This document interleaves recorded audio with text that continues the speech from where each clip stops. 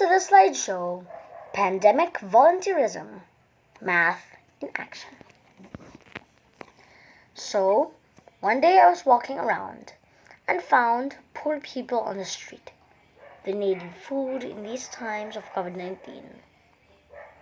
So I decided to pack food or relief goods to distribute to them.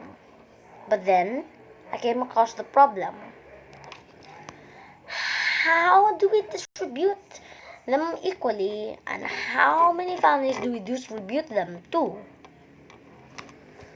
So, we counted how many relief goods we had. 75 bags of rice, 120 packed noodles, and 180 canned goods. Those are the pandemic relief goods. So the question is, how many families would 180 canned goods, 120 packed noodles, and 75 bags of rice would be able to accommodate, in which each family would get an equal number of each relief good? So, our goal is to identify the greatest number of families to benefit equally from the collected relief goods. To meet this goal is to apply math by using the concept of greatest common factor.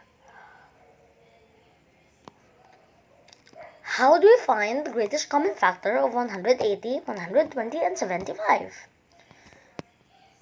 To find a greatest common factor, we have to learn what is a greatest common factor. When we find all the factors of two or more numbers and some factors are same, or in other words common, then the largest of those common factors is the greatest common factor.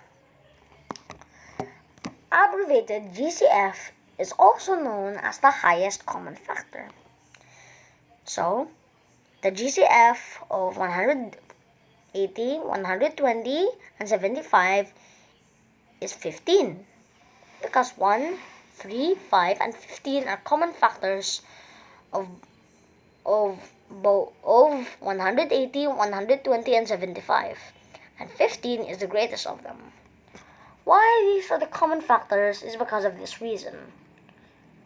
Everything is divisible by 1. As you know, if you check a division table or a multiplication table.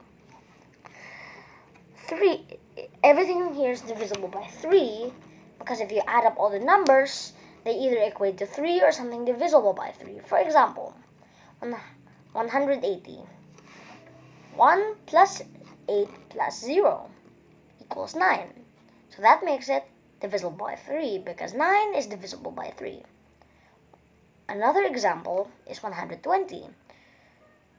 1 plus 2 plus 0 equals 3. Next is 75. 5 plus 7 equals 12. And 12 is also divisible by 3. 5, because 180, 120, and 75 are all divisible by 5, because the last numbers are all divisible by 5. And 15, because 15 is a multiple of 5. So therefore, we have to select 15 families to benefit equally from the collected relief goods. Our next goal is to determine how to distribute the collected relief goods to the 15 families. To meet this goal is to apply math through division using the greatest common factor as the divisor for each number of relief goods. So, how many canned goods, packed noodles, and bags of rice will each family get? So, if we divide 180 canned goods by 15 families, we get 12. If we divide 120 packed noodles by 15 families, we get 8. If we divide 75 bags of rice by 15 families, we get 5. Therefore, each family gets 12 canned goods, 8 packed noodles, and 5 bags of rice.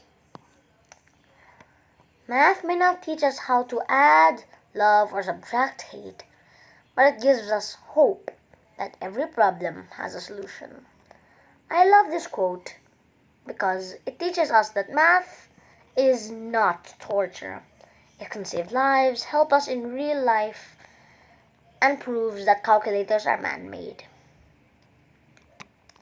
Signing off, math is a good and useful tool. Bye!